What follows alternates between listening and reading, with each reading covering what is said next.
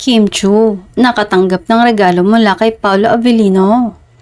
Natanong ang aktor na si Paolo Avellino kung ano ang birthday gift niya sa aktres at leading lady na si Kim Chu. Ngumiti lamang ang aktor saka sumagot ng, "Oo, meron." Dagdag pa nito, "Kasi nasa kanya na ang lahat, hindi ko alam kung dapat ba sabihin yon."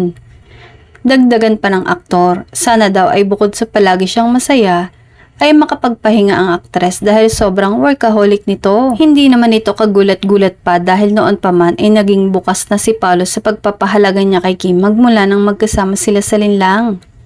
Samantala, ayon sa isang source ay bongga rin ang birthday gift ni Paolo sa aktres. Ang clue lamang daw ay isang mamahalin na bagay. Dahil dito, marami ang naghinalang bukod sa regalo ay may hinanda pang ibang sorpresa ang aktor para kay Kim na ngayon pa lang ay inaabangan na ang mga ayudang pictures.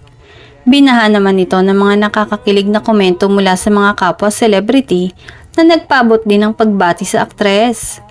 Matatandaang hanggang ngayon ay hindi pa rin kinukumpirma ng dalawa ang real score sa pagitan nila, subalit obvious namang special sila sa isa't isa.